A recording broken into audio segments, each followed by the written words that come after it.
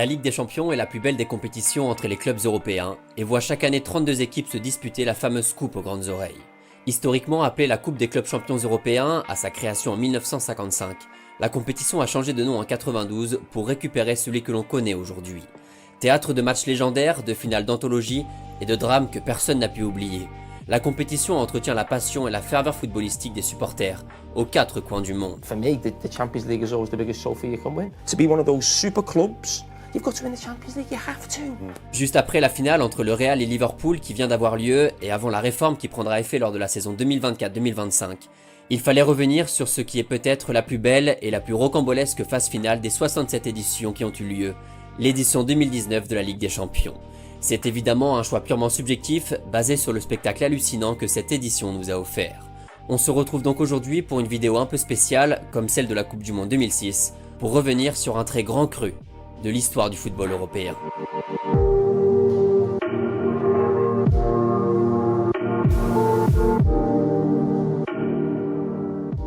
J'ai le plaisir de vous annoncer que cette vidéo est en partenariat avec NordVPN.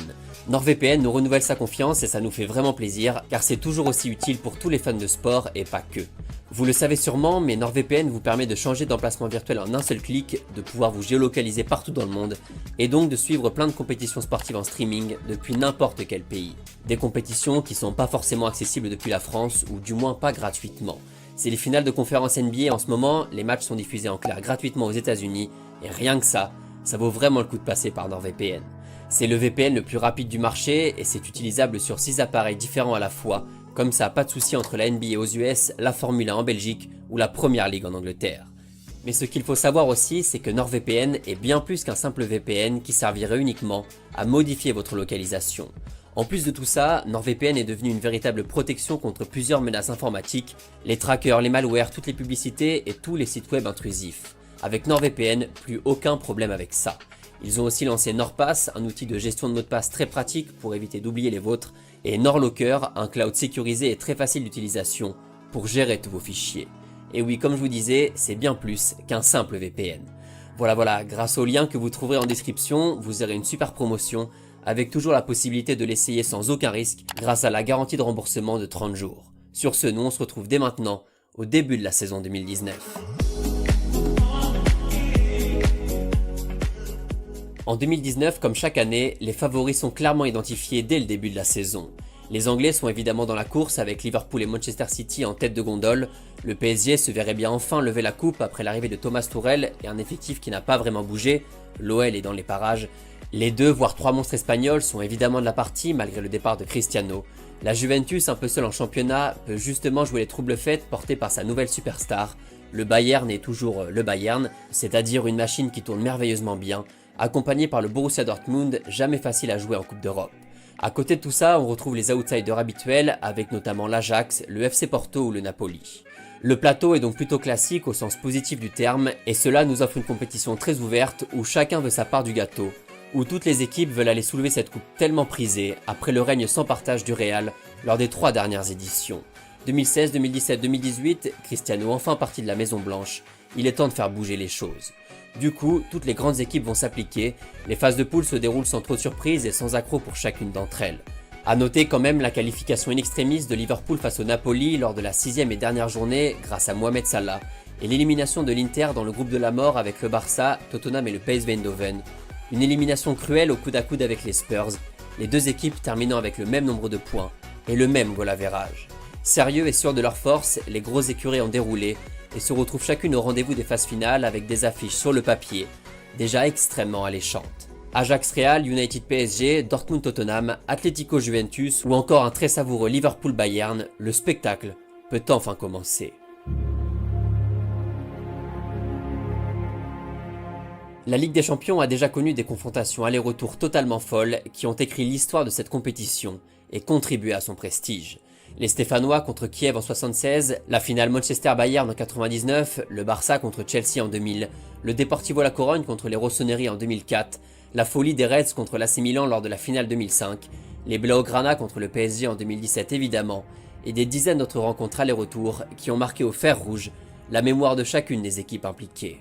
Dans la définition du Larousse, la dramaturgie est l'art de composer des œuvres dramatiques, l'art de composer des pièces de théâtre. Si vous avez la flemme d'ouvrir un dico et que votre truc c'est plutôt le football, alors on peut se rendre dans un tout autre théâtre pour la première scène de l'un des 3 grands actes de la pièce.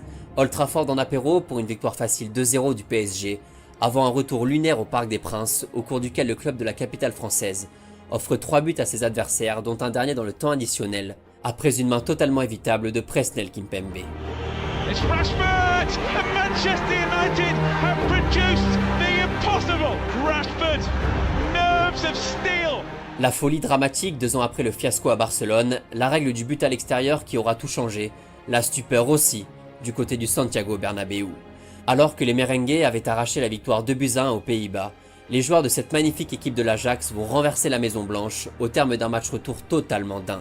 Un Dusan Tadic déguisé en Zidane, des ailiers avec du feu dans les jambes, 3-0 après 70 minutes de jeu, le Real tenant du titre est sèchement vaincu par la jeunesse hollandaise. Pas toujours facile, la vie sans Cristiano Ronaldo. D'ailleurs, en parlant du loup, il a croqué à lui seul des colchoneros bien arrogants après le match aller à Madrid.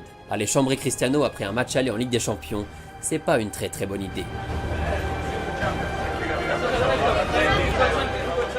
Résultat 2-0 pour l'Atlético à l'aller à Madrid avec 2 buts en fin de match, 3-0 pour la Juve au retour à Turin, 3 buts du meilleur buteur de l'histoire de la compétition.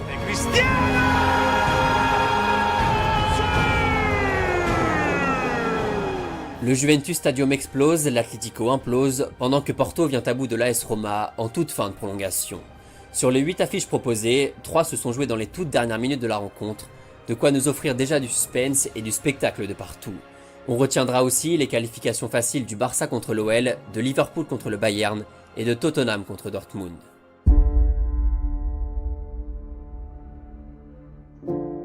La compétition va aller crescendo dans l'intensité émotionnelle procurée par les affiches et les scénarios des différentes rencontres. À l'heure des quarts de finale, malgré l'élimination de plusieurs favoris, la ligne directrice va rester la même, celle du spectacle du suspense, des retournements de situation.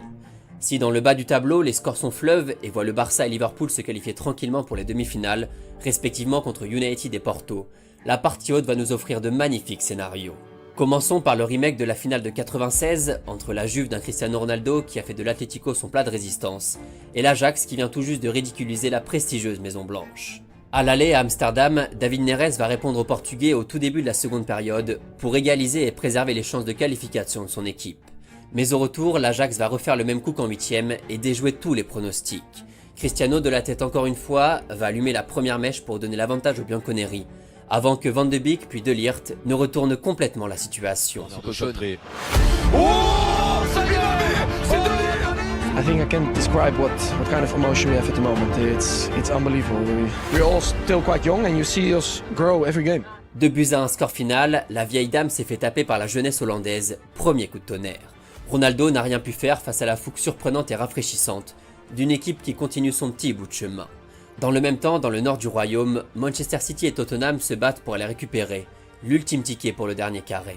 La poche contre Pep Guardiola, 1-0 à l'aller à Londres grâce à un but d'Hugminson et un retour dont le scénario va retourner la planète football. Après seulement 20 minutes de jeu, le tableau d'affichage indique déjà 3-2 pour les Citizens avec un doublé de Raheem Sterling et de Son, encore lui, qui a pris les rênes de l'équipe après la blessure d'Harry Kane. Mais City est toujours derrière avec 2 buts à l'extérieur encaissés et continue de pousser pour arracher sa qualification. Agüero va planter le 4e but après un boulot monstrueux de Kevin De Bruyne. Llorente va lui répondre quelques minutes plus tard d'un but de la cuisse. Tout est à refaire pour Guardiola et les siens qui poussent jusque dans les derniers instants de la rencontre.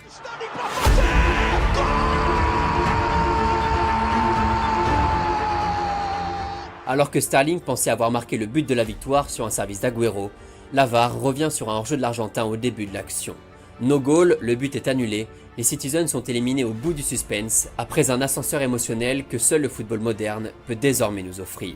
Ce sera donc Tottenham-Ajax en demi-finale, une affiche inédite à ce stade de la compétition.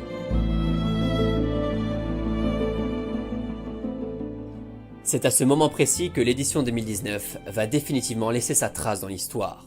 Déjà bien servi en 8e et en quart, les fans de football attendent beaucoup de ces deux affiches alléchantes, avec d'un côté 2 outsiders que personne n'attendait là, et de l'autre 2 mastodontes du football européen, dont le dernier finaliste. Dans cette confrontation anglo-espagnole, le match aller tourne à l'avantage des Barcelonais qui infligent une correction au protégé de Jürgen Klopp. Football is like this, eh? It's about scoring goals and all that stuff, and they scored 3 and we scored none. But the performance was really good. The boys played a super game. Un but de vrai renard des surfaces de Luis Suarez, un but un poil chanceux de Léo Messi, avant son bijou hebdomadaire.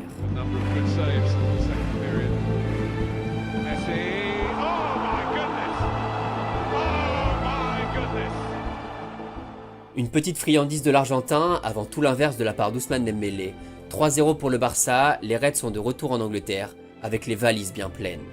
De l'autre côté du tableau, l'Ajax récite la leçon dictée par Ten Hag et reviennent de Londres après une victoire 1-0, après le seul but de la rencontre inscrit par Donny van de Beek. Les deux matchs retour vont nous offrir deux scénarios totalement différents. Everybody, a pleasure and a privilege as always to be at Anfield, where we are hoping for another miracle like Istanbul. À Liverpool d'abord, le mardi 7 mai 2019, les Reds, transfigurés par l'ambiance électrique d'Anfield, inscrivent un but dès la 7e minute pour mettre la pression directement sur les Barcelonais. Une petite ambiance de Camp Nou 2017 commence à se faire ressentir sur les bords de la Mersey. En début de seconde période, les Blaugrana craquent complètement et encaissent 2 buts coup sur coup de Wijnaldum, pour ramener Liverpool à égalité parfaite avec son adversaire.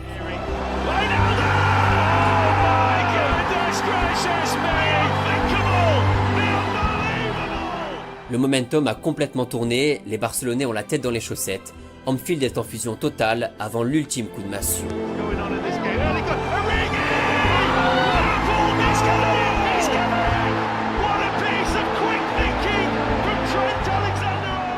Sur un deuxième but de Divock Origi qui fait exploser le stade, Liverpool passe devant et s'envole vers sa deuxième finale consécutive. Incapable de réagir, totalement dépassé dans l'intensité et la gestion du ballon, Barcelone s'effondre comme contre la Roma lors de l'édition précédente. It's about, like you said, taking risks, taking chances, being brave. That determination, that desire that they showed today, that's the pleasing. That, for a Liverpool fan to see their team go out there without two of their best strikers, in Firmino and Salah, it's the work ethic, the desire to get to people, to actually go out there and get their hands on people, ruffle their feathers. 4-0, merci, bonsoir, les Reds sont en finale de Ligue des Champions. Et face à eux, ce sera sûrement l'Ajax, qui déroule tranquillement son football lors du match retour à Amsterdam et qui mène 2-0 à la mi-temps. Le match est quasiment plié. Sauf que cette Ligue des Champions se veut unique et pour ça, elle a mis toutes les chances de son côté. Tottenham va alors imiter son voisin du Nord. Lucas Moura plante 2 buts coup sur coup juste avant l'heure de jeu et relance complètement son équipe qui n'est plus qu'à un petit but de rejoindre Liverpool. Ziyech trouve alors le poteau, Vertonghen la barre transversale, Lloris écœure les derniers espoirs hollandais. Le match bascule alors dans la folie totale. À la 95e minute, au bout du temps additionnel, Tottenham se procure sa dernière occasion.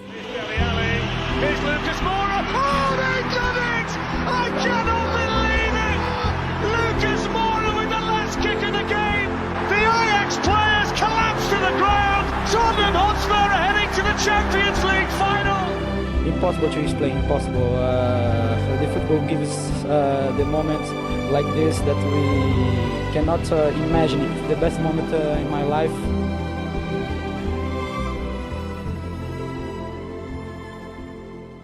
Dans ce menu 3 étoiles, avec un entrée plat dessert qui a éveillé tous nos sens, le digestif aura un goût un peu plus amer.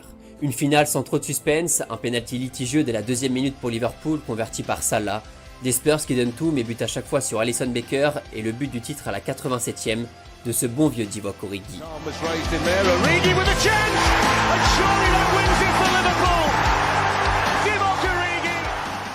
Le dernier but de l'une des, voire la plus belle édition de l'histoire, de la Coupe aux grandes oreilles.